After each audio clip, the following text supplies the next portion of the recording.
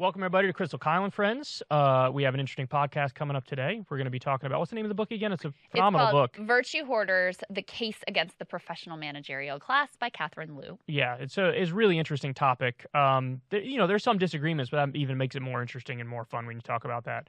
But before we get into the interview, I mean, we're recording this on Thursday. And so last night was when we just got the news that Russia launched a full-scale invasion of Ukraine. Air, land, sea, and cyber. Now, by the way, I need to get this off my chest because I feel like this is super important. They had already invaded Ukraine. Like, I see a lot of weird disagreements on this on Twitter, and it's like, what are you guys talking about? No, they had already invaded Ukraine. Putin had already done an hour-long speech where he announced a peacekeeping mission in an area, in the breakaway independent republics that he just declared were breakaway independent republics. Right. They're not really that. They're still under international law, Ukrainian territory. So he had already invaded Ukraine. I just want to get that off my chest. I think all that parsing over language is definitely over at this point. I don't know why people ever argued when he said he's doing a peacekeeping mission in Ukraine, why some people were like, is he even really doing that, bro? I keep hearing I don't see anything happen. You saw videos all over the place on Twitter of the fucking tanks rolling into Ukrainian territory. What do you think that is? So I had done a video 2 days ago that said, it was something like breaking Russia invades Ukraine. Did you get pushback on that? I didn't really get pushback, but I'm just saying stuff I've seen on Twitter, my own Twitter timeline, where people were like trying to act like there wasn't an invasion when there obviously was an invasion. It's like, yeah, okay, so there hasn't been firing yet at that point. Yeah. But we knew it was coming. Right. It was obviously going to come. So anyway. But there's a lot to talk about with this. Now, by the way, everything that we're going to tell you now, some of this may evolve and change by the time this video posts because it's posting a day later. Again, this is being recorded on Thursday afternoon. So the invasion was of almost all of Ukraine. So the original thought was, and what I thought was going to happen was that the area that they declared is now there are two independent states, Donetsk and Lugansk, in the eastern portion of Ukraine. I thought what would happen is the areas that the separatists held, they would butt up against the Ukrainian military. The line that's there. Because Putin claims that some of the territory that's part of the independent states, it was still being held by the Ukrainian military. So I thought along that line is where there would be fighting. It turns out it was way more than that. Yeah. Well, and even the initial reports were from that region plus, I mean, we're watching live on CNN as dude is having to put his flak jacket on in Kyiv. And so the capital. So it's like, okay, are they just sending a message to the capital? No. This is eastern Ukraine, central Odessa, the eastern breakaway republics, the capital, taking airports, attacking the Navy. I mean, this was wholesale, full-scale invasion, worst-case scenario, shock and awe kind of an approach. That's exactly what it is. Now, they claim, this is bullshit, but I'll tell you what they claim. They claim, we're going after just the military targets. And the Nazis. Oh, yeah. Denazification of Ukraine. Yeah, that's what Putin said he was doing. And we already have images of them going after apartment buildings. And right. No, I covered that. You covered that on your show. I covered that on my show in a rushed segment that you had to do at the last minute and scrap everything together because, it was in between shows where I was, had to kind of get everything together. But, so this is more than I think most people were expecting, including the experts. Yes. Yeah. And certainly, especially the people who were like Russia watchers and who were more apt to sort of try to see things from the Russian point of view. There were a lot of analysts on that side who really were portraying this as like, this is likely a bluff. And part of the reason and thinking behind that is because there will be massive consequences for Russia because of these actions. And they're reporting, too, that their population is sort of stunned and shocked that there's this level of aggression came from their own leader and their own state. And so, between the sanctions that are going to be announced and the way that Russia is going to be made into basically a pariah state, not to mention, I mean, my God, what did we learn from our invasion and occupation of Afghanistan and the way that sucks a state dry and depletes you and the tremendous economic cost and cost in terms of lives and pain and injury and suffering. They've signed up for a real mess and a disaster here. So I think that's part of why there was such skepticism in some corners, myself included, that there would be this level of wholesale, full scale, all the way in type of invasion. We were looking just after Putin times this, so he announces it while the UN Security Council is meeting, which is extraordinary in a statement in and of itself. And immediately after, what does Russian state TV put up on the screen? But it's an image of Ukraine with a diagram of all the quote-unquote gifts that were given to the country, with just a tiny space in the middle of the nation that they label as actual Ukraine. Basically saying the rest of this is all ours. It's all fair game and it's all on the table. So we'll get into that in a second because I want to have that conversation because I think it's the most important and crucial part that people need to try to wrap their minds around. But first, let me say, the only thing I'm really surprised by is that he went to Kyiv, that he hit Western Ukraine too. Yeah. That's what I'm surprised by. All along, I was seeing this for a long time that people were, a lot of people I like, a lot of people I respect were doubting that there would be an invasion at all. Yeah. I never took that line, ever. Back when this stuff was first really coming into, national conversation prominence, when it was really heating up, I did a discussion with Vosh on this, and I was like, I'm not one of these lefties who say he's definitely not going to invade. I mean, I think it's very likely he invades, and the reason I said that is because there was anywhere from 100,000 to 150,000 troops on the fucking border. Why would you do that unless you're considering he invaded Georgia in the past, he invaded Crimea in the past, you got up to 150,000 troops on the border, and there were some people who were like, no way that's going to happen, bro. Especially, and we talked about this a lot, the speech that he gave. Because then when he goes on for an hour, and we both watched the whole thing. Yes, I watched the entire thing. English dubbing translation from RT. There's a portion that's about NATO, but the bulk of the speech, which is the sort of like realist portion of here's our security concerns, and some of which, we could agree or justify NATO's eastward expansion and all of that.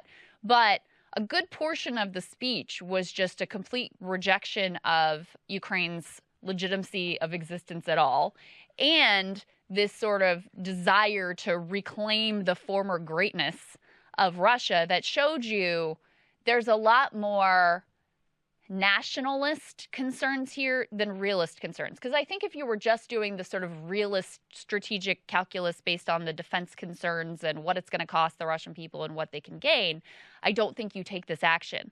I only think you take this action in the context of a fierce nationalism and a sort of insanity of nationalism that causes you to, take an action here, which is an absolute atrocity and which is going to cause, of course, unbelievable levels of pain and misery in Ukraine, but is also going to be very damaging to the Russian people. So the first half of the speech, as my mom very derisively called it, was the history lesson, where he goes in, and here, I'll sum it up in as simply as possible and as concise as possible. He basically says, look, Ukraine, we built you. We funded you. You're in debt to us. You turned your back on us. And effectively, we were way too lenient. The Soviet Union was way too lenient when they let you in and then said you can leave free of your own volition and there's no consequences whatsoever. Your own nationalist identity. That was the first part of the speech. That's it summed up. It's this idea of like, you owe us a debt, and now you're going to pay it back. And then the second half of the speech, as you pointed out, was, we warned the West, this is about NATO, and NATO kept expanding. It expanded a number of times, and we said this was a red line, you're right up on our border, and that's unacceptable, so we're doing this for defensive reasons. Now, he called it a knife to the throat or something. Right, but now notice, there is a contradiction there. You can't, on the one hand, say, here's all my historical grievances, and this is why I'm doing it. But then also, no, it's purely defensive. That doesn't make any sense. It's one or the other, or It's a mix of both, or whatever. But that certainly doesn't make sense the way he said it. Look, on February 21st, the President Zelensky of Ukraine effectively came out and said, the NATO bid for us is stalled. It's a dream for us to join NATO. I mean, he was kind of conceding, like, we're not really going to join NATO. Now, if Vladimir Putin was only concerned about NATO, and he heard that, you go, awesome, I'll take my W and I'll walk away, or I'll draw down at least a little bit or do something. But he didn't do that. He did the opposite. And so that leads me to believe, whereas beforehand I would have said, it's majority likelihood that if NATO never expanded that he wouldn't do this. Now I've actually flipped. I think there's like a 60 or 70% chance he would have done this either way.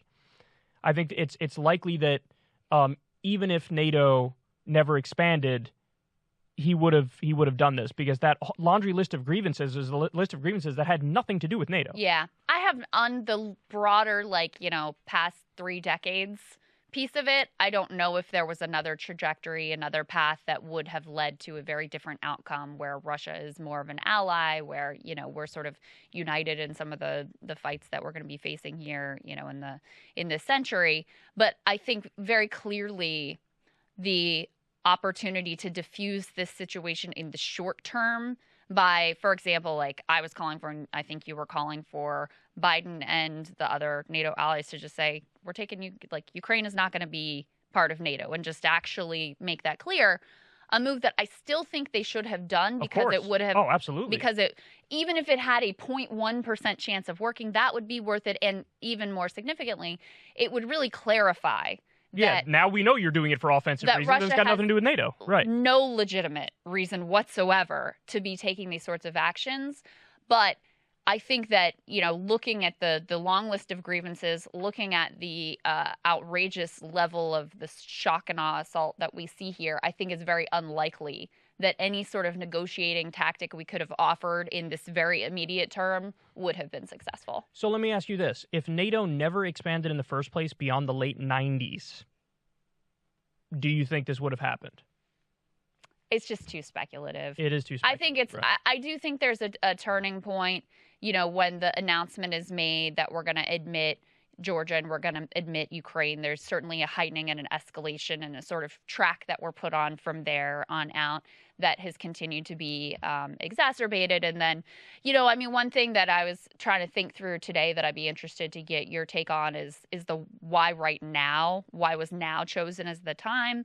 I saw some people who are Putin watchers saying he became sort of more paranoid and more grounded in these long-term historical grievances during the isolation of the pandemic. It could be because I agree. Yeah. I agree. It could be because ourselves coming out of the pandemic, we've just proved to the world that we're incapable of doing the sort of basics of keeping our own public safe. So we're projecting this sort of, internal divisions and inability to marshal a coherent response nationally and globally. Is that the reason? Very hard to say, but I do think there was potentially, a while ago, a different track that we could have been put on. In the immediate term, I still think we should have tried, because like I said, even if there's a very small percentage chance of possibility, we needed to do it, and it would clarify what was going on here, but I don't think it would have worked. All we could have done is what we could do. And so if you neutralize the one thing he says he nominally cares about, well, then it, like you said, it makes it perfectly clear to know what he's actually doing it for. I think Zelensky, from what I can tell, did everything he could do.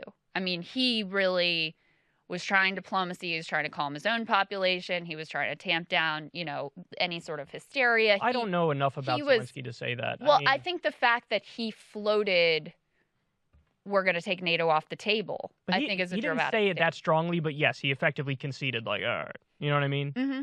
But yeah, if NATO came out and said it, and if Biden came out and said it, maybe it would have made a difference, maybe not. If we never expanded NATO in the first place, maybe it would have made a difference, maybe not. But look, the counter argument, by the way, to people is like, well, why can't they just democratically choose to join NATO? That's what the response would be, is like, why are we even having the conversation about NATO? It's pure aggression. This is more of a right critique of what we're saying here. Yeah. And there's multiple responses to that. One of them is, part of the process of getting into NATO is not just that the country wants to get into NATO, it's also that you want to let them into NATO. And there were NATO members who were like, we don't want Ukraine in here. Well, because it means that we then have a defense treaty obligation to defend them. Well, and also, that's significant. That's a significant Germany, commitment. for example, has deep business ties with Russia. They don't want to piss off Russia and risk those business ties. There was a number of reasons why it was very complex and they wouldn't let them in. But the other thing is, even if we grant this idea of like just democratically choosing, that's the end of the conversation.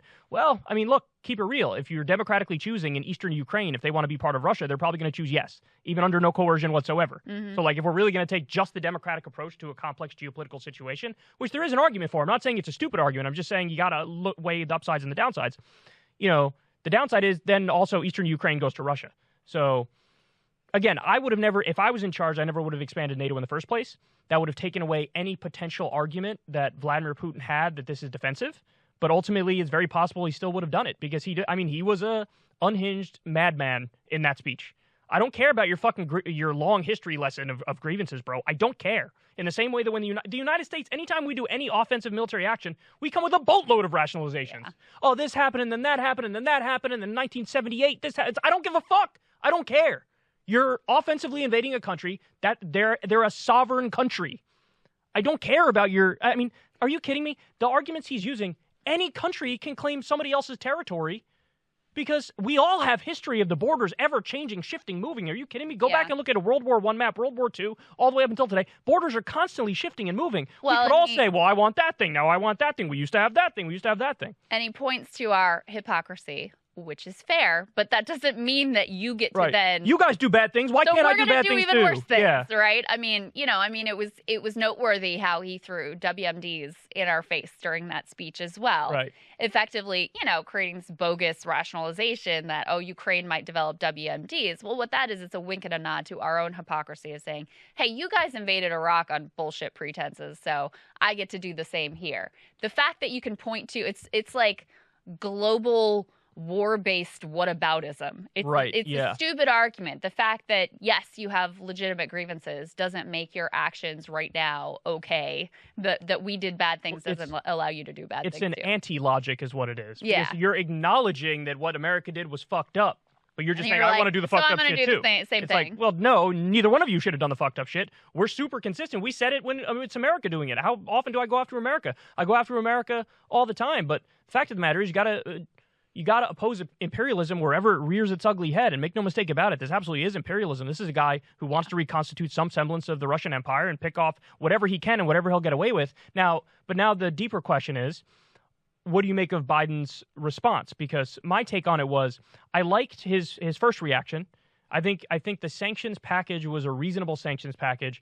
The line I used is, it deters without escalating. It was like two specific banks that he sanctioned. He sanctioned the oligarchs. They axed the Nord Stream 2 pipeline.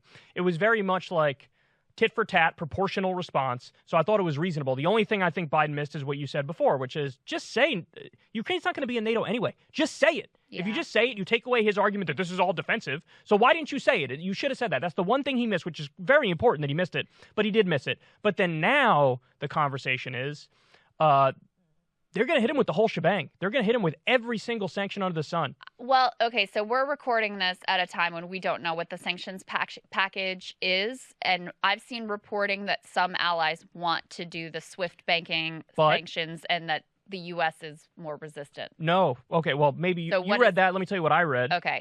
And this is from the Dmytro Kuleba, I think he's a Ukrainian government official. Germany, Italy, Hungary, and Cyprus are blocking a decision to disconnect Russia from the SWIFT network. Italy, Hungary, and Cyprus were somewhat expected, but Germany is kind of unexpected because they've released a very strong statement, very much against what Putin's doing. But again, this goes back to, I think they're realizing if you totally cut off Russia, they have deep economic ties with Russia, and that might be real pain for the civilians of Russia, the citizens of Germany. Yeah. And so they're like, we don't want to hurt our own population, so what are we going to do here? I don't blame them. Well, and so I don't want to go too far down the speculation path right now because we're recording at a time when we don't know exactly what the path is. I would just say that I agree with your point that there are a couple things I thought Biden did correctly, which is that he was very clear from the beginning, we are not putting boots on the ground. Even was asked about, well, what if we've got our people there and you got to save them? He said, they need to get out then. We are not going in boots on the ground.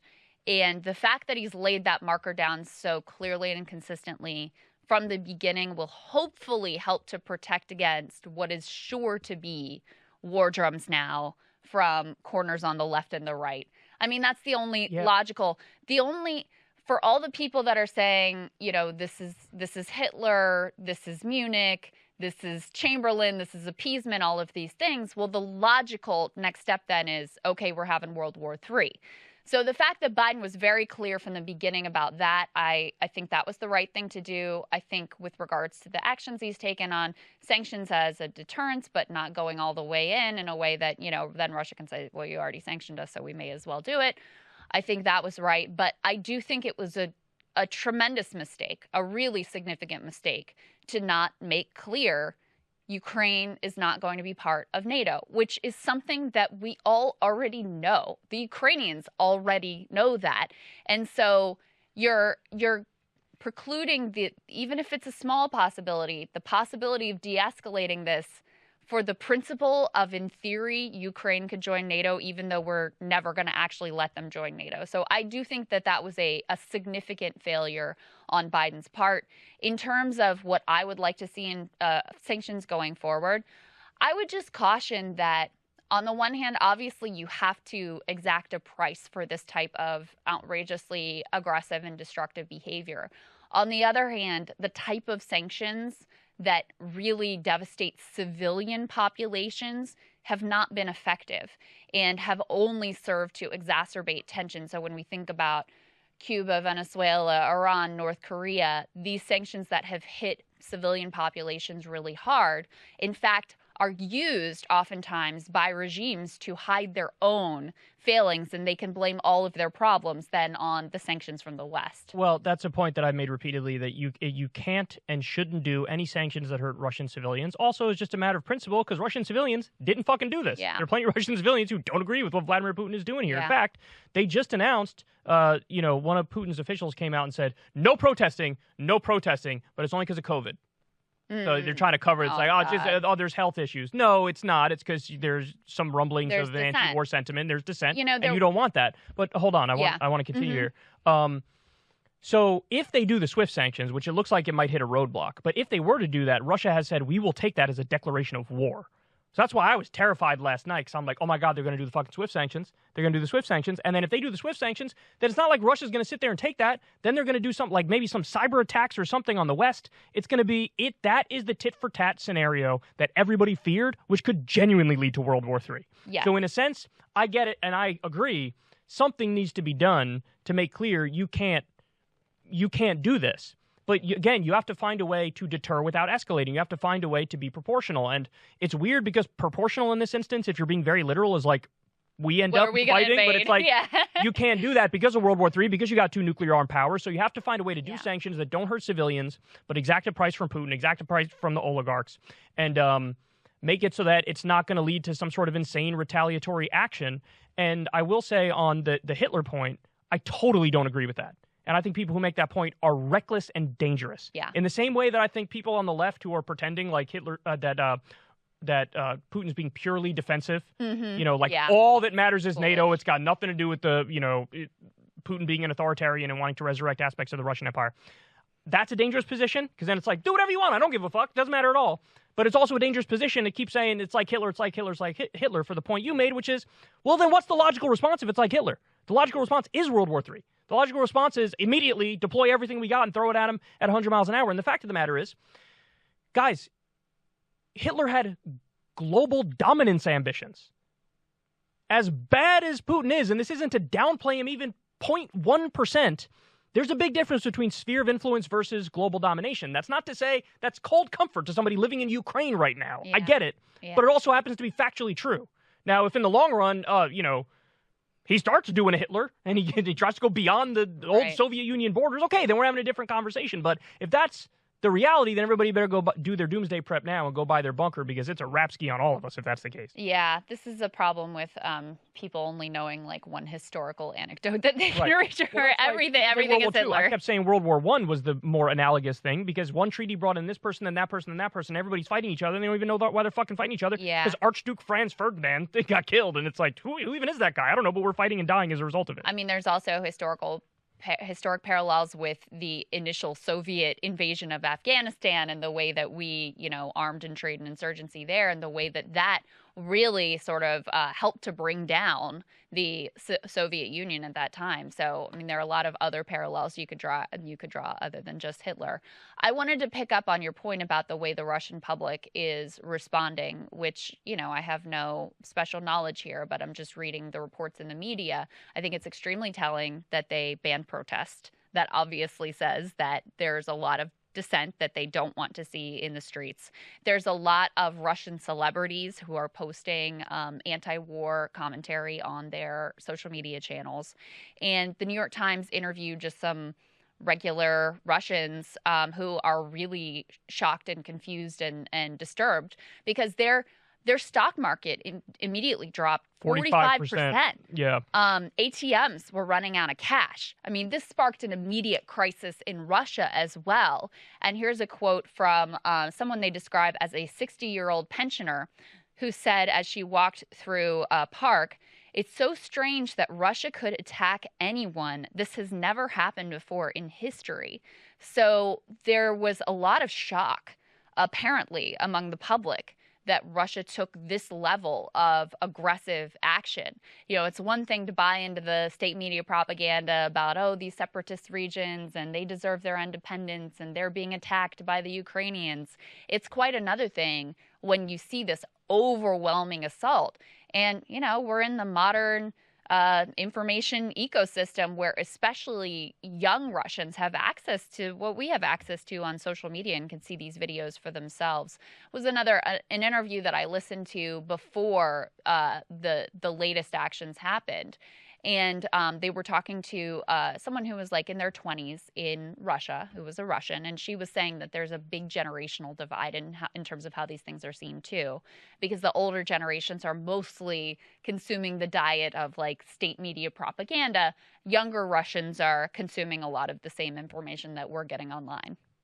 Yeah, I mean, I think there's going to be, obviously, the New York Times is going to pick the narrative they want to run with and run with those quotes. But I think that there's going to be a polarization where you're going to have some people who are really all in on it and then other people who are very opposed to it. Mm-hmm. And the poll I saw before the invasion was right at 50% of people who said that it would be fair for Russia to go to war to keep Ukraine out of NATO. Now, granted, this literally wasn't about that because Ukraine said, we're not going to be in NATO. It's a pipe dream. So it wasn't about that. But if it was 50-50, given that set of facts, you know, maybe 60-40 or something like that right now, it'll also depend on just how effective the propaganda is because, yeah, they've been pouring on the propaganda heavy, son. The stuff that they were playing on Russian media. I mean, I read a tweet from Clint Ehrlich when I covered this when it first broke that was just mind-boggling, where they're saying, like, it's euphoric. The state TV on Russian euphoric. Media. Yeah. What is your gut on how our public will react? Because we both saw that poll from the AP before the full Russian invasion. That was like only 24% said we should have a lot to do with what's going on in Ukraine. That's a tough one to answer. I genuinely don't know. If I had to take a guess, I would say there'd be a little bit of an uptick, depending on what our media does. See, that's the other problem, and we can finish on this, talking about the media angle of this. The other problem that I see is, number one, I'm convinced everybody that's in Biden's ear is telling him you have to be more aggressive, you have to be more hawkish, you have to do more sanctions, you have to go, go, go, go, go. Yeah. And I think the role of the U.S. media is going to be the exact same thing. Where, I mean, MSNBC, before Putin even started firing, MSNBC had on John Bolton, like asking a guy who's a bloodthirsty neocon, warmonger, war criminal, who was wrong about absolutely everything, who said when in the middle of negotiations with North Korea, yeah, we're going to use the Libya model for him, meaning give us your weapons and we'll still overthrow you, right? This is the guy they invited on. So I think, and I watched some Fox News. Fox News, of course, literally, where's his pound the table moment? Why isn't he being more aggressive? So you're going to get on CNN, MSNBC, and Fox News, wall to wall, be more aggressive, do more sanctions, escalate, escalate, escalate. These people don't realize you are playing with fire. Nothing happens in a vacuum. If you do swift sanctions, then Russia does some shit in return to us, and then we do some shit back to them, and next thing you know, boom, the fucking nukes are in the air. Yeah. So your adversary has a say in how these things all exactly. So you have to be rational, strategic, intelligent. You have to deter without escalating. I'm not on team do nothing. You can't do nothing. That's obvious.